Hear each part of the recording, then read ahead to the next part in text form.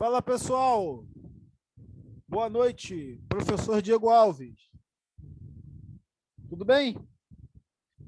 Pessoal, a gente vai começar a nossa aula em alguns instantes, né? Desde já eu peço que vocês curtam, compartilhem, chamem os amigos de vocês. Peço desculpas caso vocês ouçam barulhos externos, latidos, motos, que isso não distraia vocês. Estou gravando à noite, nesse horário de 8, que é complicado. Daqui a pouco tem jogo, né? Hoje tem um monte de jogos por aí. Tem Libertadores, tem Sul-Americano, então vocês sabem como é, né? Mas é assim mesmo, beleza? Então, peço desculpas pelo atraso, tá? Nem foi tanto, né? Mas, enfim, vamos para a nossa apresentação, beleza? Então, peguem as suas águas. Eu esqueci de pegar a minha, eu vou estar fazendo isso agora. E nós partiremos para a nossa apresentação. Deixa eu já colocar na tela, tá? Mandar um abraço para você que está assistindo tanto no meu canal pessoal, o professor Diego Alves Silva, como para você que está assistindo aí nos Aspectos Históricos Hoje, no canal Aspectos Históricos Hoje. O pessoal confunde, o nome do canal é esse mesmo, Aspectos Históricos Hoje. E para você do Instagram também, que chegou pelos avisos que nós espalhamos, né, desde ontem. Pessoal do Facebook também, bem-vindos, tá? Vou começar a apresentação. Quando eu começar, eu prometo responder vocês no chat, porque eu vou de uma toada, tá? Estou aproveitando, né, 22 de abril, dia do descobrimento do Brasil, né? Há mais de 521 anos o Brasil era descoberto, mas o termo é esse mesmo, descobrimento, invasão, achamento. A gente vai entender mais ou menos essas coisas, mesmo que por alto, tá? Eu vou fazer uma apresentação bem maior sobre essa questão toda, mas hoje é mais para não passar em branco numa data importante, né? Apesar de não ser feriado, eu acho válido estar falando sobre isso com vocês. Então, eu vou colocar a apresentação aí, nos vemos no final, beleza? Pode mandar as questões enquanto estiver apresentando, que eu vou responder direto no chat, tá? Não vou ter tempo de parar, mencionar nome, mas eu vou com a equipe digitando, respondendo para vocês, tá beleza? Caso alguém faça isso. Se você for colocar depois que o vídeo estiver estreado, for assistir no outro dia, você pode colocar alguma questão ou dúvida que eu vou estar olhando no canal. Caso apareça algo, a gente pode tentar resolver, beleza? Então é isso aí, gente. Vamos para a nossa primeira apresentação aqui, que é o que importa, e já era.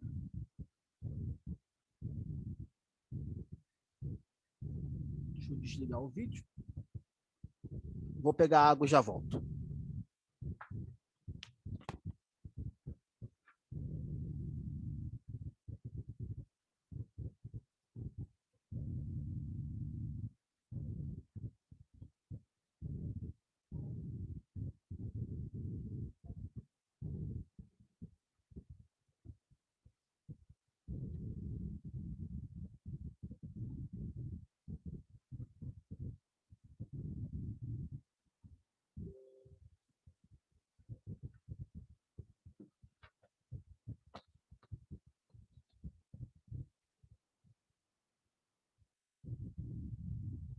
Bora, pessoal.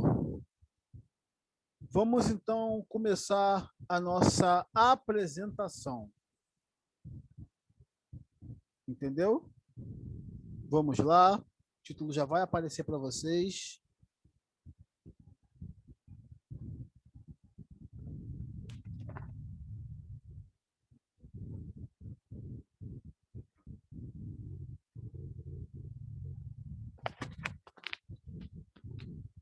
Reflexões acerca do descobrimento do Brasil.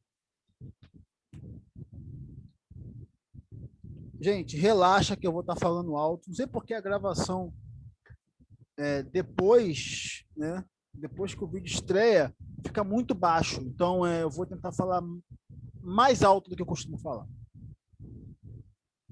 Vamos lá? a gente vai estar tratando justamente de reflexões acerca do que foi o que nós chamamos de descobrimento do Brasil, entendeu? Eu quero pegar umas situações com vocês que talvez já tenham visto um tipo de ferramenta, né? A gente entender que inevitavelmente, já que grande evento descobrimento, ou seja, quando descobre, fecha-se essa questão da apresentação. Isso, eu estar falando coisas de Portugal, a reflexão que nós fazemos em cima do texto de descobrimento não refere-se apenas em Portugal. Eu espero que vocês consigam pegar isso. Mas, a gente está em Portugal, não tem como fugir disso. Porém, eu chamo a beleza justamente sem colocar os carros na frente dos bois. A gente entende que hoje, né, a historiografia, todo o avanço nas ciências sociais, o termo descobrimento para muita gente já é questionado, tá? Pelo menos nas Américas, né? É claro, muita gente prefere usar o termo invasão, outros cunham, né, o termo achamento do Brasil, mas em geral a gente ainda usa descobrimento, ok? Está chegando algumas notificações aqui, peço desculpas do Telegram, espero que isso não atrapalhe, tá? É importante, eu preciso receber isso também. Mas continuando, nós temos vários pontos de vista, há inúmeras linhas de pesquisa, beleza? Eu estou colocando isso antes, explicando o que a gente vai fazer, para que não hajam essas rusgas depois. Tá legal? Eu entendo tudo isso. Parte disso vai entrar na nossa reflexão, mas eu preciso que vocês compreendam da onde nós vamos partir. Tá?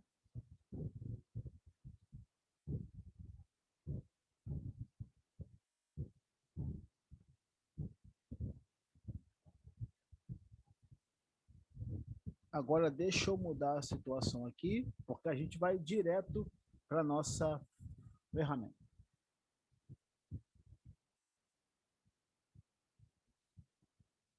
Deixa eu só trocar a tela. Eu espero que dê certo, né?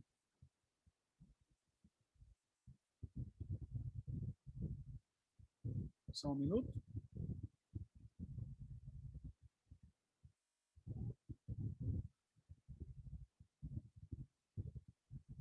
Então, deixa eu falar com vocês. Nós temos vários pontos de vista, tá? Que se abrangem em vários aspectos do que envolve o descobrimento ou invasão, a chegada dos portugueses. Então, essas questões, e assim como outras de datas, a gente vai meio que deixar passar batido um pouco, tá? Não é o que nos interessa aqui, não. Beleza? Até para a gente poder ganhar um pouco de tempo, eu acho isso interessante. Ok, pessoal? Então, nós vamos estar tratando acerca dessas coisas.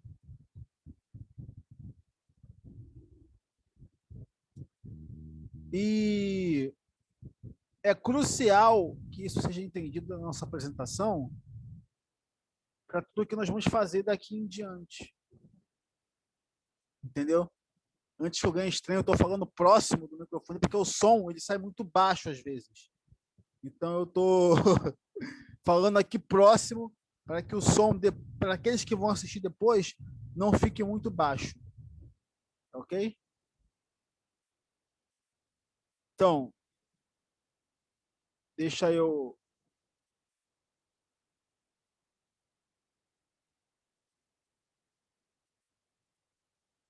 colocar aqui a nossa outra apresentação. Só um minuto.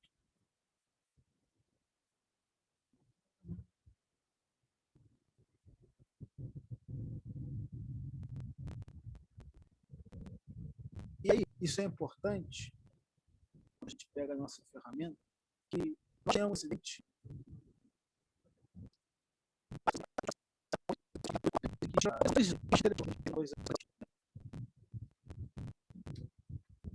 Vamos lá, gente, viu? Tá?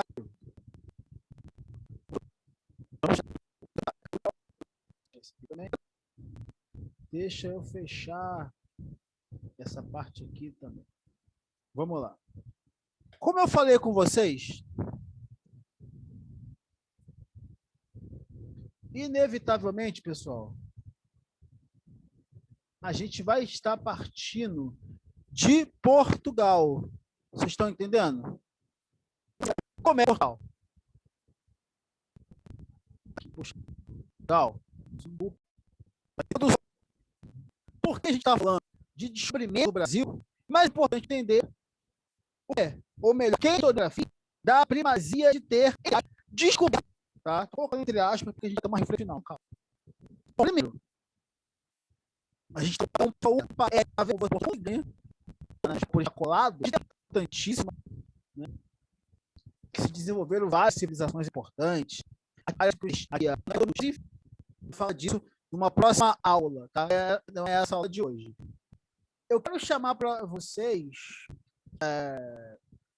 chamar, no caso, a atenção de vocês, a atenção para o contexto de Portugal, tá? E a importância das rotas comerciais, em geral e principalmente marítimas. Quero dar uma rápida pincelada dizendo que aqueles que dominavam essas rotas, obviamente, tinham mais poder, acumulavam riquezas. Aqui, nesse pedaço de terra, um império, o chamado Império de Veneza. Deixa eu pegar aqui.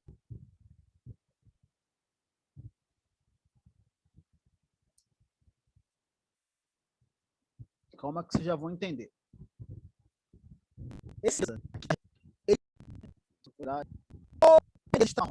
que eu 5 vezes também alcançaram grande poder através da sua expansão marítima. O Império de Veneza foi um vamos para Jana agora. Ao norte da não é vocês, Ventura Paulo 6, grande influência, assim. Então, só um minuto.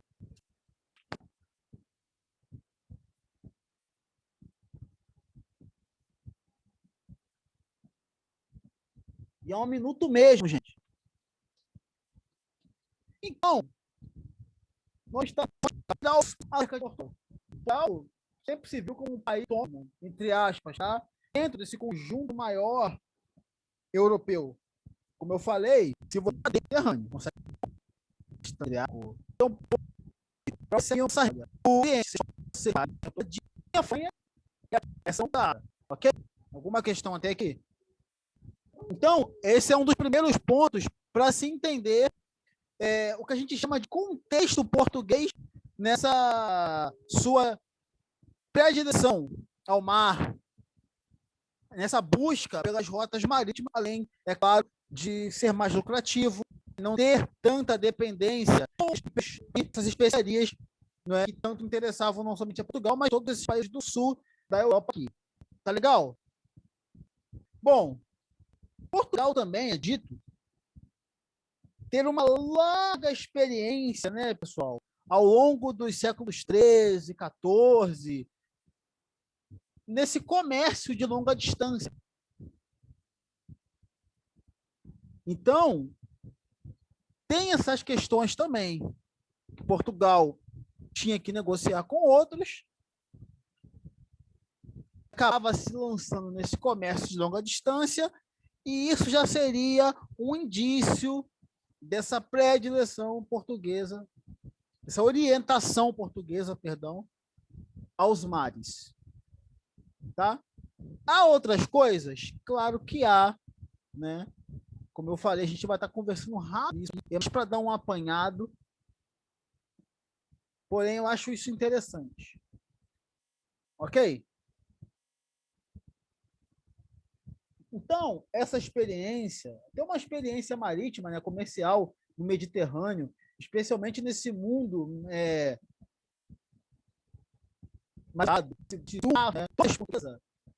acumulada, acabou contribuindo, né, vamos dizer, muitos especialistas, para essa época das grandes navegações, né? Essa expansão ultramarina portuguesa que a gente vai ver principalmente no século XV e no século XVI, tá? Não apenas em relação à crise do mundo feudal, né, que vai fazer com que a busca de terras, mas principalmente rotas comerciais, a gente está falando de rotas marítimas, aumentasse cada vez mais, tá? E a questão de ter mais independência, né, desses impérios que já dominavam as rotas conhecidas. Ok? Bom, como eu falei com vocês, essa é uma das questões. Nós temos também a subida da dinastia de Avis, que vai ser uma dinastia em Portugal que vai implementar várias mudanças. É claro, para o que nos interessa aqui é o desenvolvimento e o domínio das técnicas de engenharia marítima, tá? Então, o desenvolvimento e o domínio das técnicas de engenharia marítima que vão causar essa expansão ultramarina portuguesa, principalmente em busca de novas rotas comerciais, é o nosso foco, por enquanto. Outro ponto inicial, a gente já citou, né, bastante isso, é essa questão geográfica, né? Veja bem, Portugal, ele tem essa atração, olha, para o mar. Estou percebendo? O resto, tudo isso aqui é Espanha. Não tem como ele se expandir mais. Não como Portugal avançar mais geograficamente. O que ele tem é o mar. Então, ele tem essa atração voltada para o mar. A posição geográfica tem influência nisso também. Não estou dizendo, até porque eu já falei vários pontos para vocês e disse que tem outros, que a geografia determina tudo. Mas a posição geográfica portuguesa, sem dúvida, é uma influência. Então, você tem Portugal voltado às ilhas do Atlântico e aqui mais ao sul, a costa africana, não é? Somado à crise do mundo feudal, a uma dinastia que começava a enxergar, não é, que algumas mudanças precisavam ser feitas, principalmente no tocante às rotas marítimas, a novos mercados. Tudo isso, de alguma maneira, nós podemos dizer que contribuiu para que Portugal se lançasse ao mar. Ok? Questões? Bom, então, entendendo isso, nós vamos chegar no que eu quero tratar com vocês, e eu não quero me demorar, acerca do que a gente chama de expansão ultramarina. Deixa eu ver se eu consigo pegar aqui uma ferramenta de marcar, gente. Preciso de uma caneta.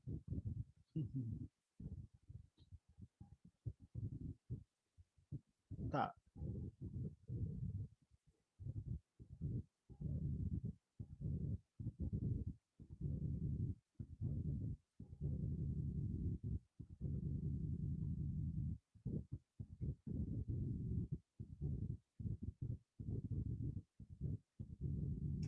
Deixa eu botar aqui a data da saída do Pedro Álvares Cabral. Eu vou deixar aqui já.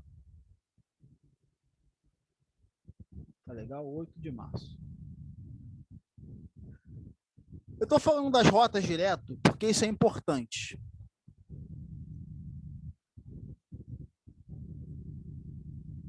Deixa eu pegar um pouco d'água aqui. Bom, é claro que os portugueses não foram exclusivamente os primeiros. Você sabe que o nome do continente é América, por causa de Américo Vespúcio. Mas, sem dúvida, nós não poderíamos falar de expansão ultramarina, de expedições, sem falar de Cristóvão Colombo, né? Cristóvão Colombo, genovês. Você lembra que eu falei de Gênova? Está até aqui, ó, Gênova. Lembra que eu falei de Gênova, depois falei do Império de Veneza? Bem, os reis católicos espanhóis, Fernando e Isabel, também voltados, né, para implementar mudanças, e sem dúvida, esses merecem e vão ter uma aula à parte, fizeram inúmeras transformações na Espanha, e não só na Espanha, né? As contribuições dos reis católicos, como a gente conhece, são, sem dúvida, fenomenais, atingem o mundo todo. A gente vai falar sobre eles numa apresentação à parte. Mas vão financiar as expedições de Cristóvão Colombo, que vai chegar, né, mais ou menos na região do Caribe, em 12 de outubro de 1492, tá? Ele vai comandar a frota, né, que foi o primeiro a alcançar o continente americano. E isso vai inspirar muitos outros, inclusive o Pedro Álvares Cabral, tá? Porém, entretanto, é importante dizer que a gente sabe que o estabelecimento da rota marítima para as Índias, que foi alcançado pelo Vasco da Gama em 1499, também foi de grande influência para o Cabral, né? Claro, a coroa portuguesa ela preparou uma nova expedição justamente buscando estabelecer uma nova rota marítima para as Índias, tá? É importante frisar isso também. Dito isso, gente, eu prometi que eu ia. Deixa eu ver se eu consigo fazer aqui.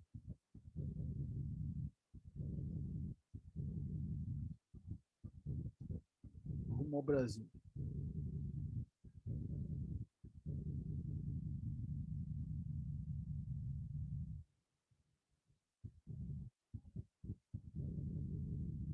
Deixa eu ver. Dito isso,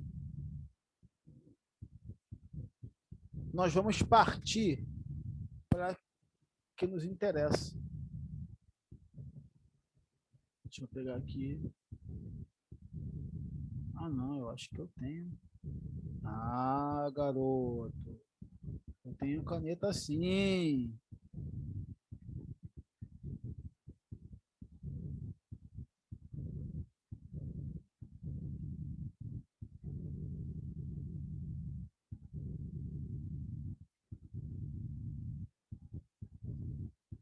Estou conseguindo até rabiscar esse troço.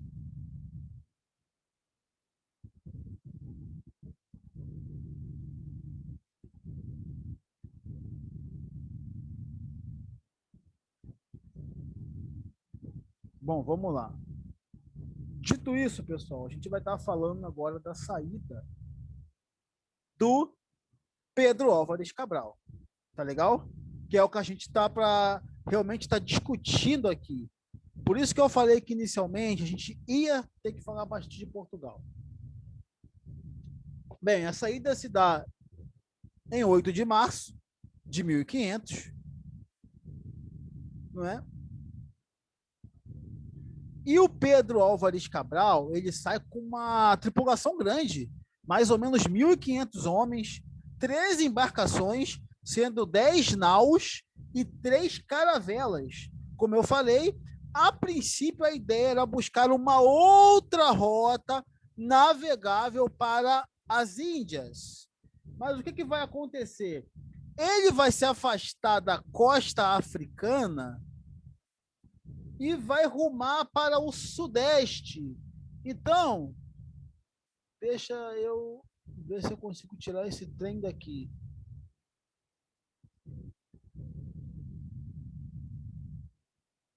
ele vai sair de Lisboa 8 de março e vai se afastando da costa africana, rumo ao sudeste.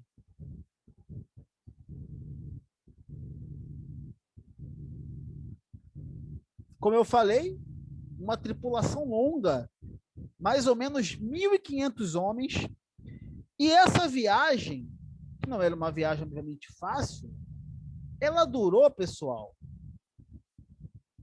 mais ou menos 44 dias, tá? A data que a gente estabelece para a chegada, obviamente, vocês sabem, a gente está fazendo hoje, que é 22 de abril de 1500, tá? Então, vocês percebem que ele sai com uma frota grande, não era algo pequeno. E aqui, deixa eu fazer um adendo antes, tô devagando. Como eu falei que ele se inspira não apenas em Vasco da Gama, mas também em Colombo, hoje já se tem ideia de que, mais ou menos, já se tinha ideia que existia alguma coisa para cá, onde estão as Américas, tá? Então não foi meio no escuro. Por isso que eu estou falando rota para as Índias, mas não é que seja que fosse totalmente desconhecido. Não sabia-se, e aí acho que dá para dizer tranquilamente, que era um continente do tamanho que nós conhecemos hoje. Mas que entendia-se que havia mais terras para cá, isso daí eu acho que é praticamente indiscutível, tá? Bom, eles vão enfrentar tormentas, doenças, inúmeros desafios e vão cruzando toda essa faixa de água, pessoal, até chegar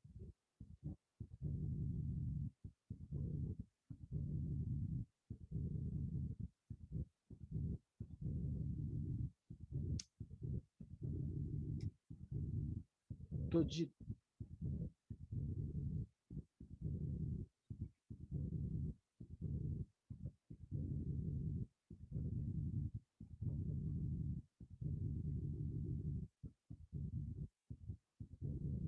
deixa eu subir aqui mais um pouquinho. Deixa eu descer mais um pouquinho. Deixa eu voltar para vocês verem mais uma vez aqui parte da nossa rota.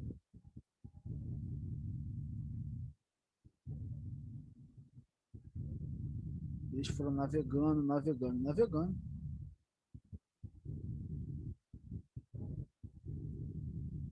E o primeiro monte que eles vão avistar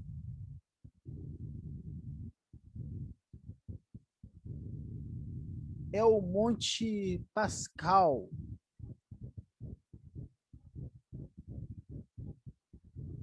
que fica ao sul da Bahia. E aí é interessante uma curiosidade, né? As 3 caravelas de Cabral são Santo Antônio, São Pedro e Nossa Senhora Anunciada. As pessoas costumam confundir com Santa Maria, Nina e Pinta, que são as caravelas, na verdade, de Colombo. Então, você veja toda a distância que eles enfrentaram, boa parte da tripulação morreu. Não e nunca foi, né? Mas naquela época ainda mais, que não era totalmente conhecida essa rota, uma viagem fácil. Por isso a demora, embarcações grandes, muitas pessoas morreram. E aí, no dia 22 de abril, como nós sabemos, eles acabam avistando o Monte Pascal. E aí tem aquele grito de terra à vista! E o Brasil seria em si, nesse momento, descoberto.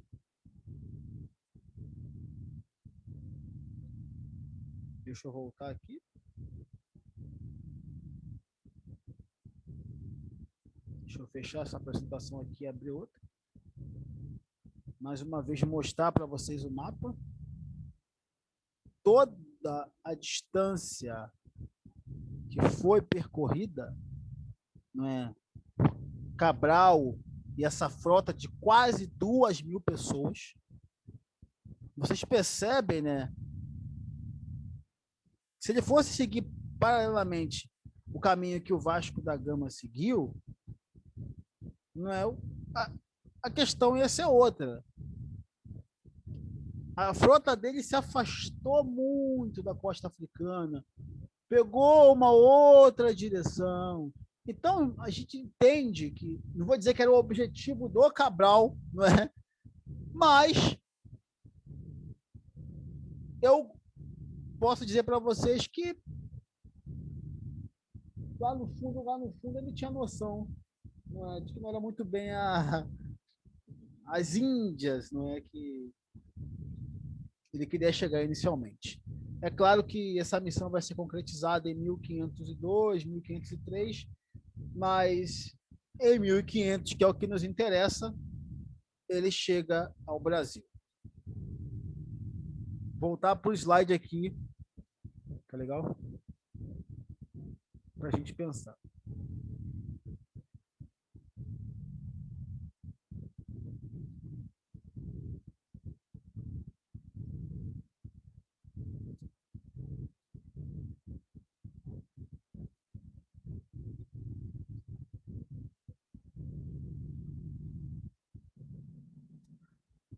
Questões desta apresentação.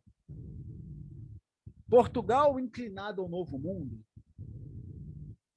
Qual o impacto, entre aspas, dessa descoberta? E que Brasil foi descoberto?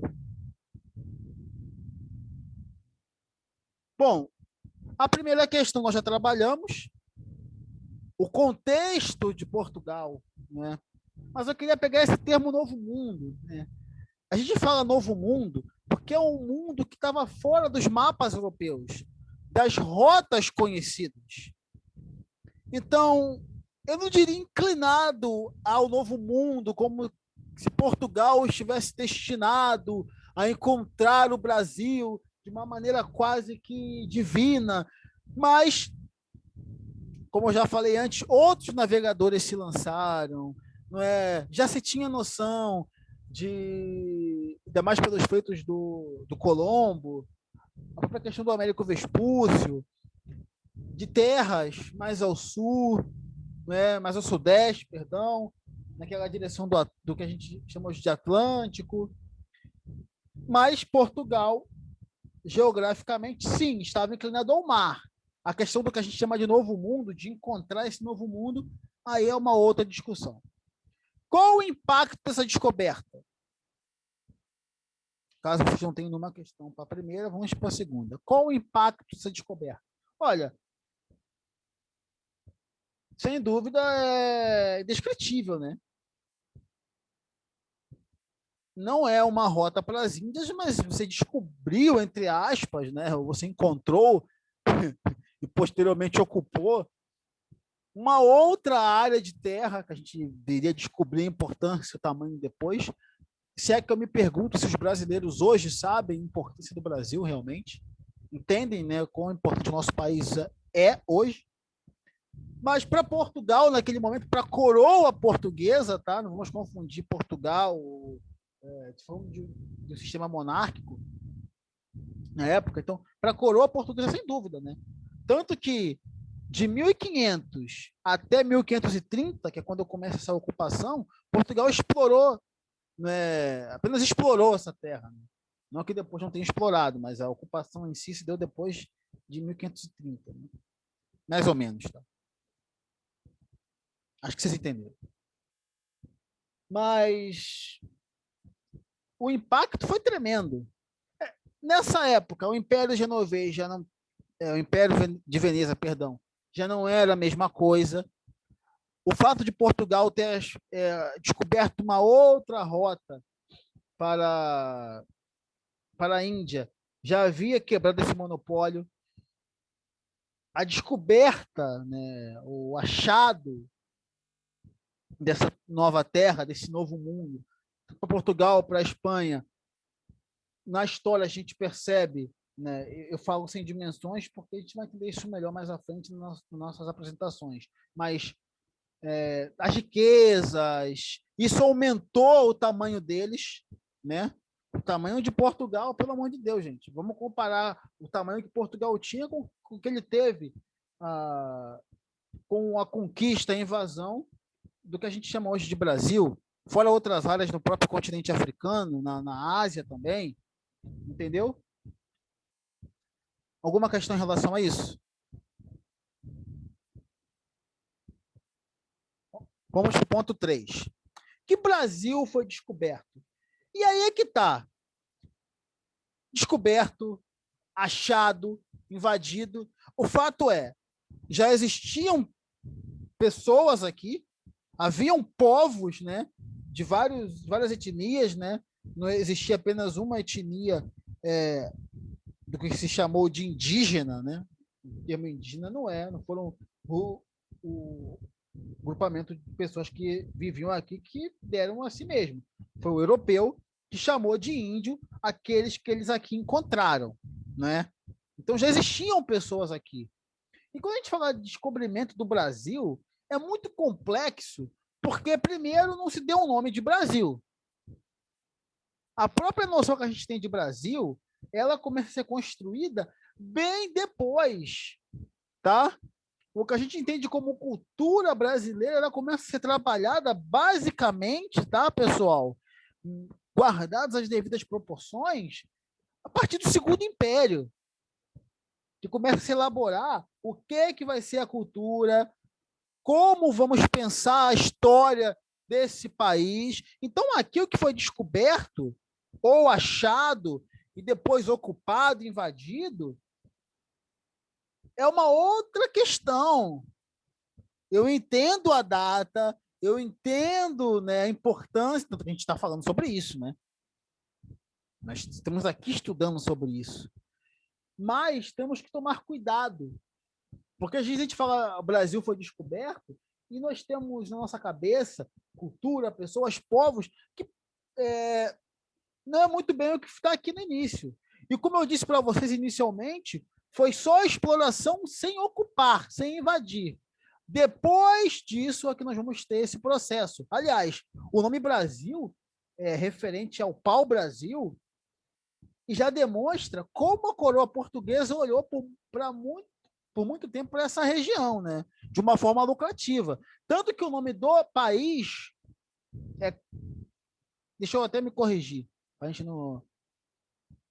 Tanto que o nome que eles vão dar para a terra, Brasil, é o nome daquilo que dava mais lucro, que era o pau-brasil. Então, até para nomear, até para chamar essa terra, você percebe que tinha essa visão mais econômica. Não tinha a ver com o povo que aqui estava antes dos portugueses. E depois, né, posteriormente, já na nossa época, com a descoberta do Crino de Luzia, a gente sabe que não apenas aqueles que foram chamados de indígenas, mas outros povos também teriam habitado parte dessa terra, né? Fizeram casas aqui, enfim. Haviam outros grupamentos de pessoas aqui, né? Não apenas o que os portugueses chamavam de indígenas. Então, veja como isso é complexo. Então, foi algo descoberto? Foi algo achado? Invasão, a gente sabe que há, porque há uma ocupação. Não vão se ocupar aqui sem invadir. Há um conflito, há um choque. Por mais que a gente estude as trocas, nós vamos estudar as trocas também, tá? Tem essa questão da invasão e da ocupação. Beleza? Ficou entendido isso? Então é importante a gente entender o que a gente está falando de descobrimento. O que a gente está falando de Brasil, que não é nesse momento, tá? E não é nesse momento. O interesse é outro, a visão é outra, mas eu acho interessante a gente trabalhar esses pontos. Professor Diego, existem outros? Claro que existem, mas eu queria trabalhar esses 3 com vocês. A gente poder pensar, Portugal estava inclinado a achar esse novo mundo? Pensar nesse impacto, dessa descoberta, principalmente no que a gente estava trabalhando acerca das rotas marítimas, né? E todas as riquezas e especiarias que esses povos da Europa buscavam. E para o que nos interessa, principalmente, o que foi descoberto, né? Então, essas são as questões que eu queria trabalhar com vocês. Aí fiquem à vontade para estar enviando no decorrer da semana. E a gente vai estar trabalhando especialmente em cima disso, ok? Bom, peço desculpas para vocês mais uma vez pelo atraso. A ideia era começar 8 horas, para a gente passou um pouquinho, mas eu espero que tenha servido e venha servir de proveito para vocês que vão estar assistindo depois, para vocês que assistiram agora. Ok, pessoal? A gente volta semana que vem para falar do tráfico negreiro. Não vou encerrar sem deixar as minhas redes sociais. Facebook, aspectos históricos. No Facebook é só aspectos históricos, tá? Deixa eu marcar aqui. Aqui tem como marcar.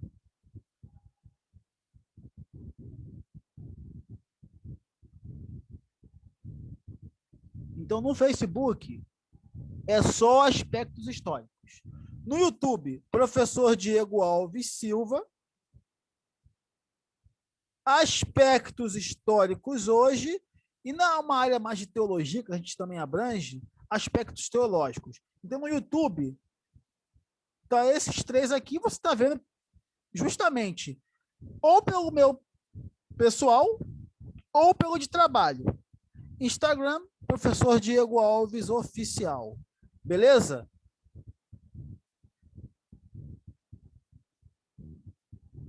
Então, pessoal, foi isso. Essas são as questões que eu queria trabalhar com vocês. Espero que vocês tenham gostado, que o áudio esteja bom, né? Não sei se o áudio ficou legal, tomara que sim. A ferramenta do mapa a gente vai usar mais vezes, estou me adaptando com ela, mas vai ser uma coisa para somar a nossa apresentação de slide para oferecer o melhor para vocês. Então é isso. Muito obrigado. Até semana que vem. Então, é importante que vocês sigam os canais do YouTube que eu indiquei para vocês, tá? Forte abraço, deixa o seu like, compartilha, vem debater, vamos estudar juntos, é isso aí. Bom jogo para vocês aí que eu vou assistir também.